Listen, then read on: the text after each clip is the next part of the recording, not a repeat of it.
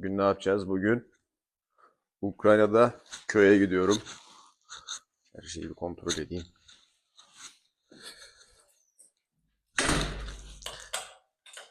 Kapımızı da kilitleyelim. Evet. Arkadaşlar mesela merak ettiğiniz ne var? Her şeyi yazabilirsiniz yorumlara. Yani ne varsa aklınızda her şeyi yazın. Ukrayna'da bir köy evi nasıl? Oradaki kiralar nasıl? Ev fiyatları nasıl? Bütün hepsini göstereceğim. Evet.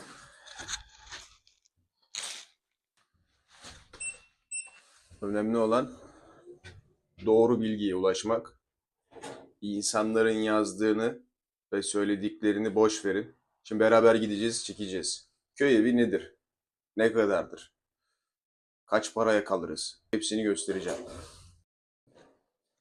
Biliyorsunuz yorumlarda birçok insan yazıyor. Yıllar önce gelenler ve daha yeni gelenler. Şimdi aslında birçok doğru var. Ben bu konuda bir şey söylemiyorum. Birçok doğru var ve biz bu doğruların peşine gideceğiz. Şehre, şehrin girişine 10 dakika mesafede bir köy var. Oraya gideceğim. Ee, Birisiyle anlaştım. Olanı biteni anlatacağız. Yani göstereceğiz. Biraz uzak. Ya taksi yapacağım ya da e, otobüste falan giderim bir süre. Sonra geri dönerim. Bilmiyorum yani. Tam nasıl yapacağım bilmiyorum. Şimdi bir çıktık. Bir devam edelim. Duruma göre olanı biteni anlatacağım. Yeni uyandım, geç uyandım. Tatil. Ee, Hadi gidelim. Hava çok güzel görünüyor. Kapalı ama burada böyle arkadaşlar. Gene ben botlarımı giydim. Bildiğiniz gibi yola devam. Hadi bakalım gidelim.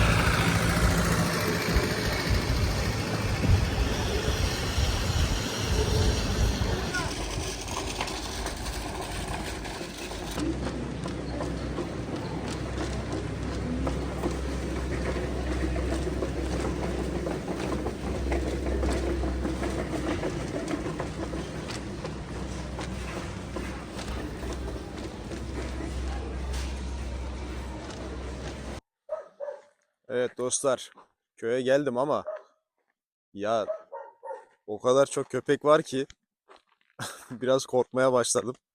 Etrafı size göstereyim. Şu anda böyle bir yerde bulunmaktayım. bu şekilde. Burada böyle işte köy evleri falan var. Şimdi hatta ileride şey var. Kuyu var, kuyu. Kuyuya doğru gidelim. Merak ettiğim şey, acaba buradaki e, köy evleri aynı bizdeki gibi mi, Türkiye'deki gibi mi bilmiyorum. Hani bizde köy dediğin zaman gerçekten böyle hayvanlarla beraber ekip biçtiğin, ne bileyim işte büyük baş, küçük baş dışarıya çıkarttığın, abi işte her şeyini temizlediğin, baktığın, bakımını yaptığın şeyler aklıma geliyor. Burada nasıl bilmiyorum. Şöyle etrafa bakacağım. Belki biraz anlarız. Şöyle etrafı göstereyim. Şu anda böyle bir yerdeyiz. Bakın sağ tarafta kuyu var. Hatta burada önceden su varmış galiba. Şöyle yer falan açmışlar. Ay o kadar çok köpek var ki anlatamam. Evet dostlar, gördüğünüz gibi su kuyusu. Şöyle içeriği de göstereyim. Bayağı bir derin. Ya şimdi dokunmak da istemiyorum. Açıklama yapamam vesaire. O yüzden hiç böyle şeylere gerek yok. Şimdi köpekleri de var. Bunların anası danası nerede bilmiyorum. Başımıza bela açmasınlar. Böyle bir yerdeyiz yani. Burada belki olur da şöyle biraz arkadaş yanlısı birisi denk gelirse işte ev tarafına falan gidip görmek isterim. Ee, Çünkü evlerin önü bayağı bahçeli. Hatta göstereyim ya size. Bakın görüyor musunuz? Bayağı bildiğin kocaman bahçeli. Şimdi ben niye buraya geldim? Dostlar bu evler harbi ucuz. Şimdi Türkiye'de şöyle bir yer gördünüz değil mi? Bak burada adamın belki ahırı var, belki kömürlüğü var, evi var. Tek odalı olsa bile yeter. Yani bazı insanlar beğenmiyor. Ya işte kardeşim köy evinde ne yapacağım falan. Abi evin var ya. Hayvanını koy, arabanı getir. Adamın garajı var. Anladın mı? Her zaman şehirde olmayacak bu işler. Ya ben bir gün bu şehir olayının çökeceğine inanıyorum ya. Bir gün tekrardan insanlar kendi alanlarında üretime geçecek. Ya bu savaşla olur ya da başka bir şey olur. O kısmı bilmiyorum. Böyle yerleri merak ediyorum. Öğrenmek de istiyorum ya. Çünkü ben çok bilmem. Anlamam. Şimdi az önce şurada bayağı büyük bir şey gördüm. Ya böyle karga ya da şahin olur, doğan olur. Öyle bir şeye benziyor. Çekebilirsem çekeceğim. Bir de ağaçlarda, ya ben mi yanlış biliyorum? Yani gerçekten bilmiyorum. Bakın şimdi size göstereyim.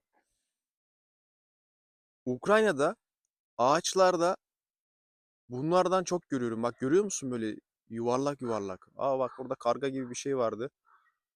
Bayağı büyük bir şey gitti. Çekemedim. Bakın böyle ağaçlarda yuvarlak yuvarlak şeyler var. Ben bunu bilmiyorum ya. Bu nedir? Niye oluyor? Neden burada çok oluyor? Türkiye'de çok az gördüm. Ağacın tipinden mi, şeklinden mi bilmiyorum. Köy evi deyip, köy yeri deyip geçmemek lazım. Şimdi ben oraya kadar yürüyebilir miyim, oraya kadar gidebilir miyim bilmiyorum. Burada bayağı büyük bir çit var. Ve ileride adamın kurduğu sisteme bak. Bak şimdi göstereceğim. Burayı gördünüz abi. Bak buradan oraya kadar galiba kapalı. Ya onun ya da ben yanlış anlıyorum. Bu başka bir şey. Bak görüyor musun? Adamın kurduğu eve bak, yere bak.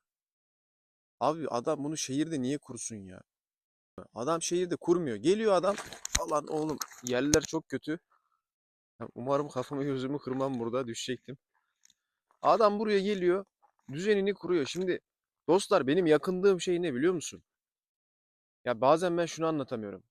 Abi Ankara'dan bir saat çıkıyorsun gene aynı paraya. Toprak ucuzlamıyor. Ya ucuz olsa bile üzerine evini dikemiyorsun.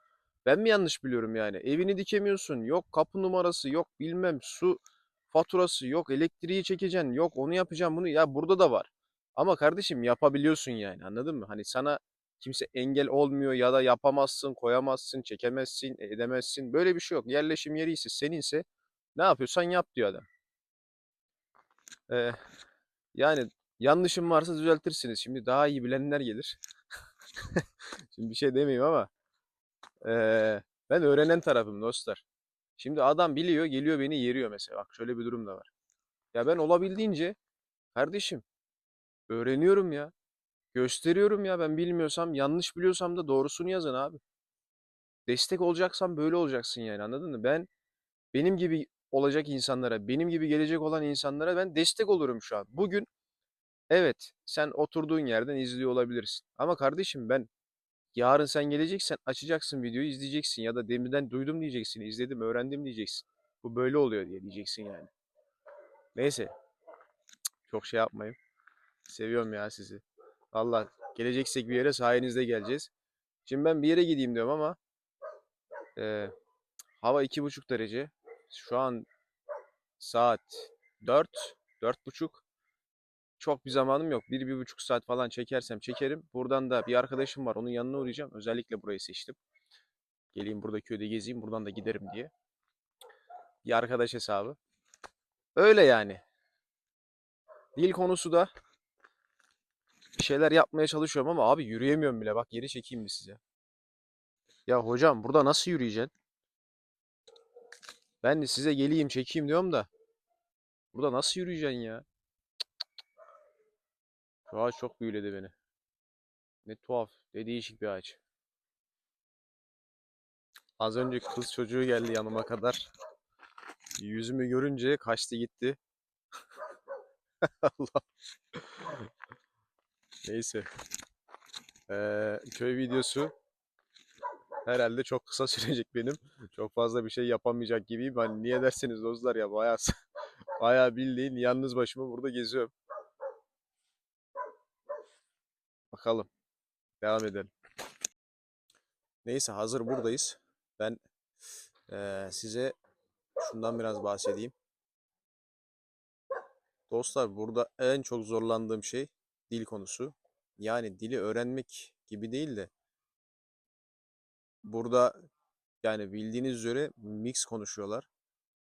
Ee, Şimdi ben bir şey öğreniyorum. Başka bir şey duyuyorum. Onu öğreniyorum. Bu sefer başka birisi kızıyor. Ya kardeşim niye sen işte şöyle konuşuyorsun falan. Ee, Bayağı bir ikilemdeyim. Ama yapacağız yani bir şekilde olacak. Bu iş üniversite yoluyla halledilir. Yani abi geleceksen üniversiteyi harbiden çözmen lazım ya. Üniversite olması lazım yani. Burada seni yetiştirmesi lazım üniversitenin dil anlamında. Sonra zaten insan her yerde insan. Önüne bakacaksın, gideceksin. Şöyle telefonumu da sabitledim.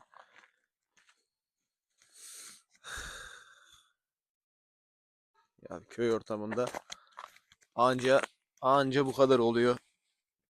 Gelmeden önce kesinlikle bir plan programınız olması lazım. Yani plan program olmazsa burada bir şey yapabilmek gerçekten zor. Buralı değilsin, yabancısın ama mümkün değil demiyorum bak, mümkün. Yine de bir şeyler olur burada. Olmaz değil. Ama zaman alacak. Bir de savaş var biliyorsunuz. İnsanları gerçekten iyi. Ya var saçma sapan insanları da var. Şimdi bazen girip şeye bakabilirsin işte. Bana yorum atan insanlara bakabilirsin mesela. Ya abi durduk yere adam bana bir sürü küfür yazıyor. Ben ne yaptım abi sana? Bu bizde de var, burada da var.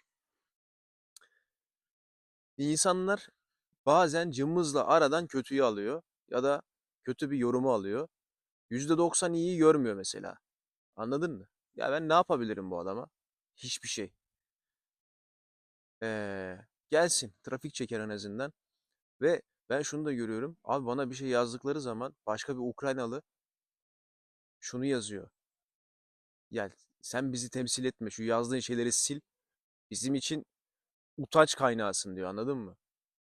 Ben bu insanların bu yanını seviyorum. Yani onlar da doğruyu yanlışı biliyor. Böyle bir durum var. Her şey kötü olsaydı herkes giderdi. Bazen yazıyorlar her şey kötü falan. Abi niye buradasın? Terk et. Gitsene abi o zaman. Niye buradasın yani anladın mı? Bana yazıyor mesela. Ya bir bok yapamazsın, bir şey yapamazsın. Ya kardeşim, yani bilen biri var zaten anladın mı? Bilen biri var zaten. Ben senin yorumunla gelmedim, yorumunla da gitmem. İşte bazı böyle insanlar var. Ee, Onun dışında ben şimdi köy videosu çekmek isterim ama başka YouTuber'larda gördüğünüz şeyler nedir? İşte birisi alıyor, davet ediyor, içeride işlere giriyorlar falan filan. Dostlar doğru olan bu. Köy abi, seni kimse tanımıyor lan. Seni kim çağıracak? Benim elim yüzümde de belimde de silah yok ki. Olur da belki birisi bir gün davet ederse biz de illaki gideriz. İşte yardımcı olmaya çalışırız. Ama doğru olan bu. Yani ben size şunu göstermek istemiyorum. Ya işte bir anda köye gittim. İşte o hoş geldin. Demir'im nasılsın? Böyle bir şey yok abi. Böyle bir şey yok. Unut. Geldin bak, yalnızsın, orman arkanda, bu kadar. Ve video çekiyorum. Buradan da arkadaşımın yanına gideceğim. Ben burada biraz yürüdüm, gezdim ama bazı insanları rahatsız etmemek lazım. Burası köy. Buraya girenin çıkanın adı sanı belli olur. Soyadı belli olur. Sen kimsin lan diyecekler şimdi. Olmaz. Ee, Öyle kısa bir video. Böyle etrafı göstereyim dedim. Taksiyle geldik. Taksiye de bin küsür lira falan para verdim. Ama sağ olsun arkadaş da destek olacağını falan söyledi. Problem yok. Devam. Bu şekilde arkadaşlar. Yani gerçek olan neyse o bu kanalda. Ama şimdi şöyle bir şey yapacağım. Buraya geldim ama bir tane köy evi göstereceğim. Ortalama bir fiyat vereceğim. Ve bu fiyat gerçekten doğru. Ee, Lamıcımı yok. Buradan şehre şu an şehrin girişine 10 dakika. Bak şaka yapmıyorum. 10 dakika buradan ana yola çıkıyorsun, 10 dakikada gidiyorsun. Ben geldim abi, geldim. Bana şimdi birisi daha yazacak. Ya sen ne sallıyorsun falan diyecek ama o yorumları boş verin. O yorumları boş verin. Ben eee, şimdi bir tane ev göstereceğim size. Oraya gideyim. Şimdi 2 saattir böyle oturuyorum. Biraz kalkmam zor olacak. Şimdi oraya doğru gideceğim. Size çekeceğim. Ah, ayağımı hissetmiyorum.